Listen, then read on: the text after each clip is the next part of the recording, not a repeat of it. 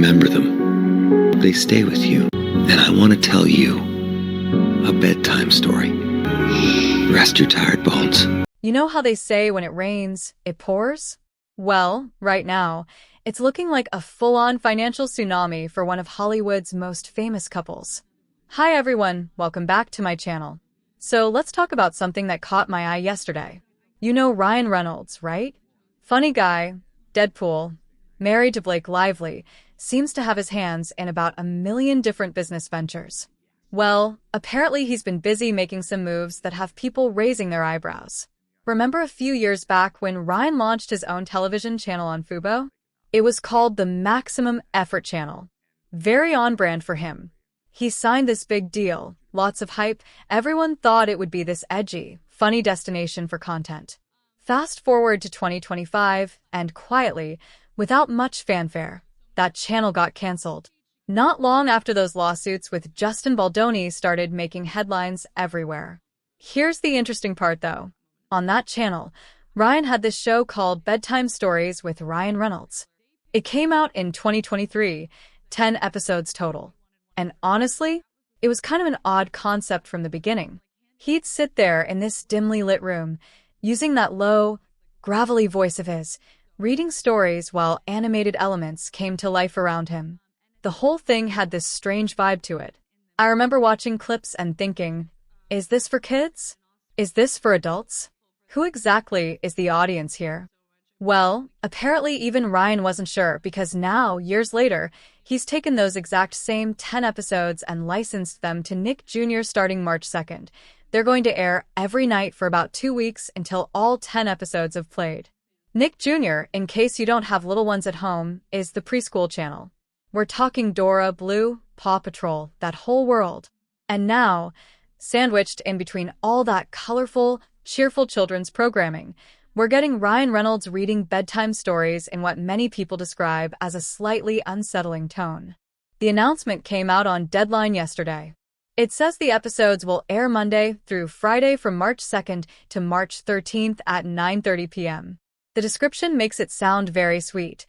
Reynolds reads new and classic bedtime stories as the tales magically come to life around him, creating a warm, playful, and imaginative wind-down experience for kids and parents to enjoy together.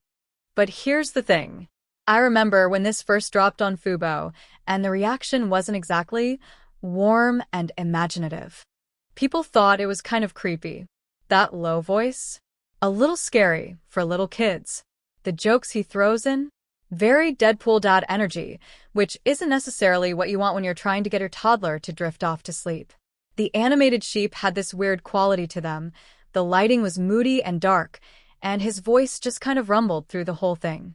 It felt like someone let Deadpool direct a children's program, and the result was this strange hybrid that didn't quite work for anyone. So, naturally, when I saw that Nickelodeon picked this up, I had questions. Because Nickelodeon is owned by Paramount. And who works at Paramount now in a big leadership role? Josh Greenstein. Remember that name because it's important. Ryan has what they call a first look deal with Paramount, which basically means they get first dibs on anything he creates. And Josh Greenstein? He's connected in all of this too. What we're looking at here is Ryan licensing reruns of a show that originally aired on a channel that got canceled because nobody was watching it. The Maximum Effort channel didn't last because the ratings just weren't there. And now he's moving it to Nick Jr., which isn't exactly a ratings heavyweight either, especially in the nighttime slots. Most of their evening programming pulls in under 100,000 viewers per hour. During the day, sure, the numbers are better when kids are actually watching. But 9:30 at night? That's past bedtime for most of the preschool crowd. It's an odd choice. Think about it. If you're a parent trying to get your toddler to sleep at 9:30 p.m., are you really going to turn on Ryan Reynolds? Or are you going to stick with this soothing classical music or that white noise machine that's been working for 3 years? It just feels like a mismatch. And there's something about narcissists that's so fascinating to watch, isn't there?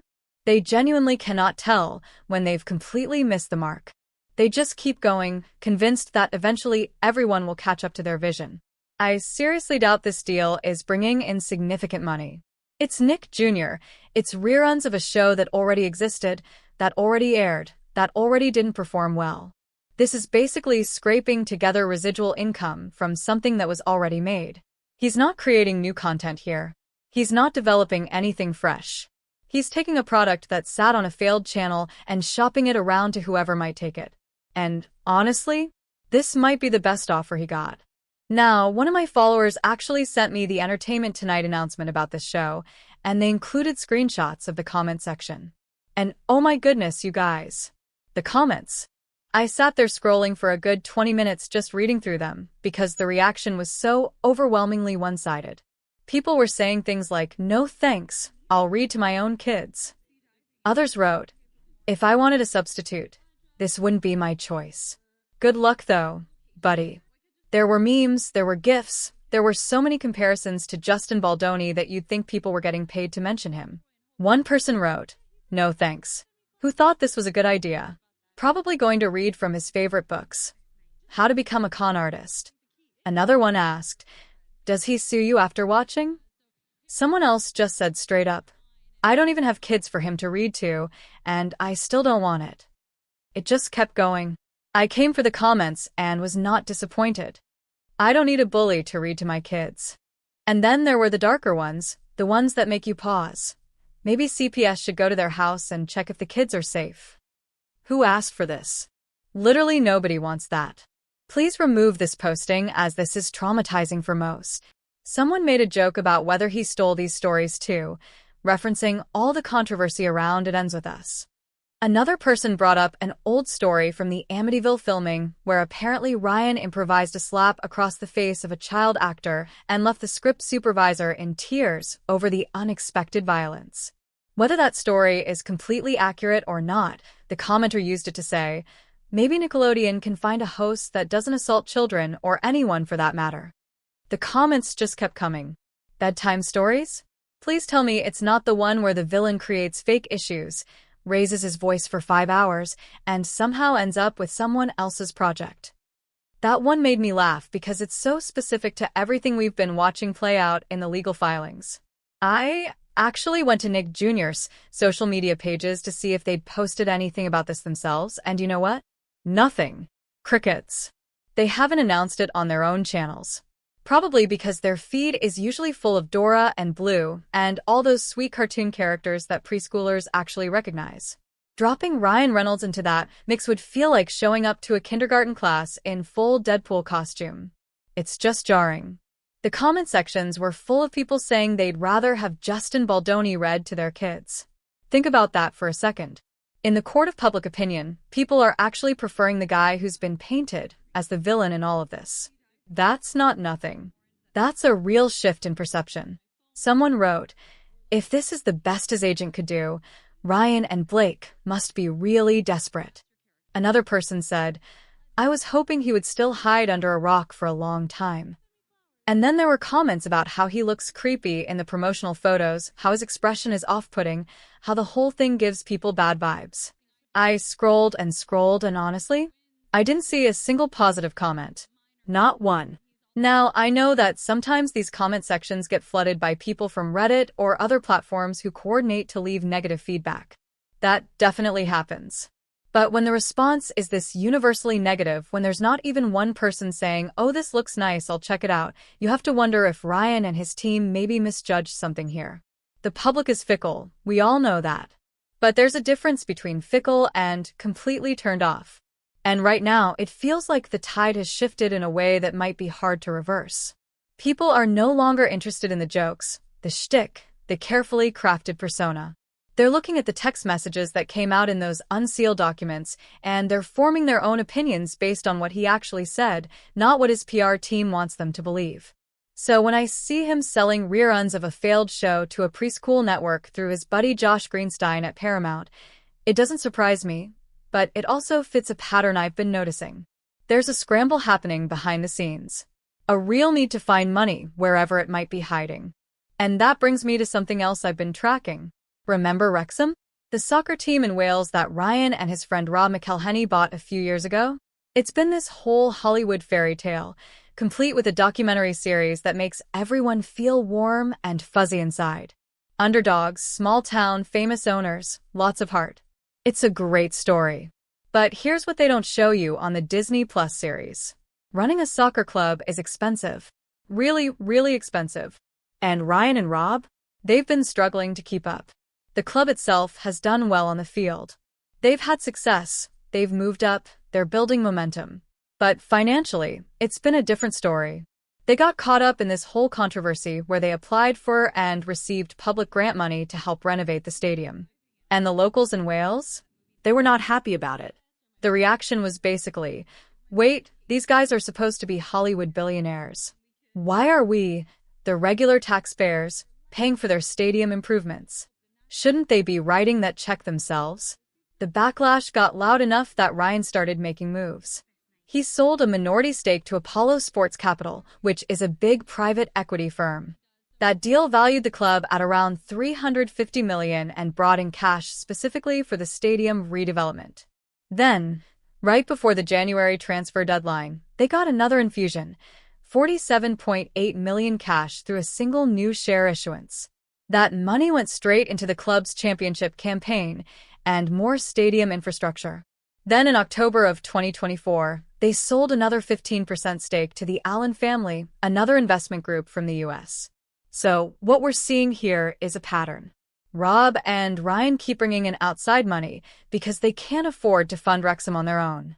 They can't keep up with the costs of doing what they want to do. Every time they need cash for something big, they have to sell off another piece of the pie. I was talking to someone who knows more about this than I do, and they shared a thought that stuck with me.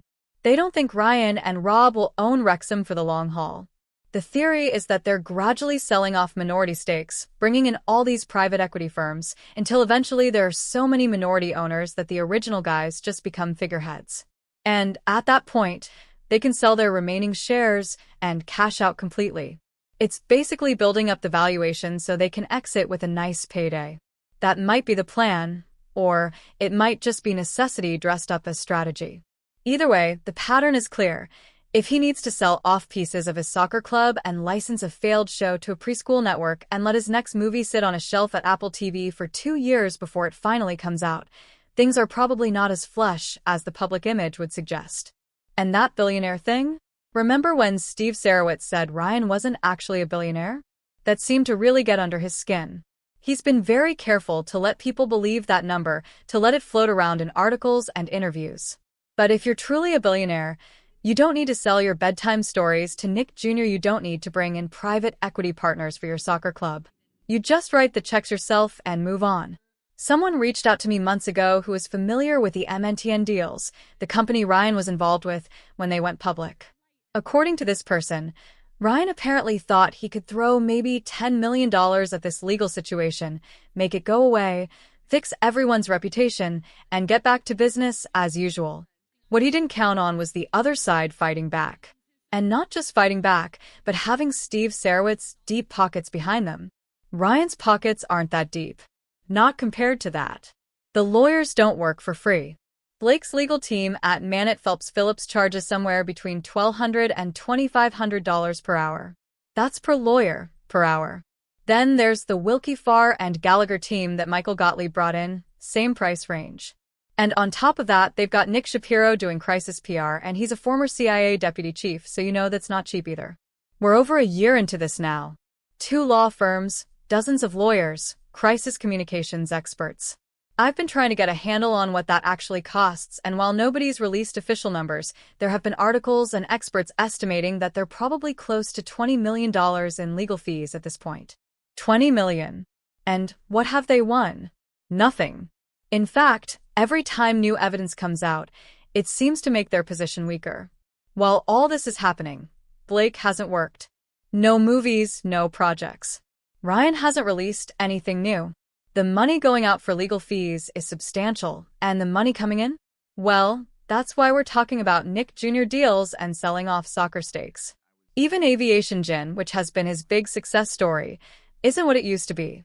The gin market overall has softened, and the company actually saw decreased volume in 2024. Mint Mobile is still out there, but he's tied to it as the face of the brand, and they keep having issues with privacy violations and hacking complaints. If his reputation takes a hit, those performance-based deals become a lot less valuable. Because his face is the product. His marketability is what those companies are paying for. And here's the really interesting part. Remember how relentless they were with court filings? Motion after motion, sanctions requests, anti-SLAPPS, trying to get Brian Friedman thrown off the case, asking for attorney fees, pushing for spoliation sanctions. It was nonstop. Then the evidence got unsealed. His own text messages became public. And suddenly, silence. No new filings. No new motions. Nothing. They didn't even have Ryan show up for that last hearing with Blake because, honestly, he's become a liability. His own words are out there now. Things he said to executives, things he wrote, things that don't look great when you read them in black and white. And after months of trying to control the narrative through court filings, they've gone completely quiet. Maybe they're waiting for the judge to rule. That would be the normal explanation. But normal hasn't stopped them before. They filed constantly, relentlessly, regardless of whether there was news or not. So this silence feels different. It feels like maybe they've realized that all that money they spent, all those hours of billable work, all those expensive lawyers arguing motion after motion, might have been for nothing. The judge could easily look at this case and determine that large portions of it don't hold up. And if that happens, where does that leave them? What happens if the case is deemed frivolous? If the judge determines that whatever reputational injury existed came from Ryan's own text messages, not from anything the other side did? Because honestly, you can't blame someone else for words that came out of your own mouth, or in this case, your own phone. If that happens, what then? Do business partners start asking questions? Does his talent agency start getting nervous? Do the companies he represents start looking for new faces? I don't have the answers to those questions. But I do know that right now, in this moment, it looks like someone who is scrambling. Someone who needs cash from any available source. Someone whose carefully constructed empire might have some cracks in the foundation. Tell me what you think in the comments below. Are you surprised by the Nick Jr. deal? Do you think the legal bills are affecting their business decisions? I really want to hear your take on all of this. Make sure to give this video a thumbs up if you found it interesting, and subscribe to the channel if you haven't already. Click that bell so you never miss an update when I post new videos. Thanks so much for watching and hanging out with me today. Take care of yourselves, and I'll talk to you soon. Bye. Everyone have a good day.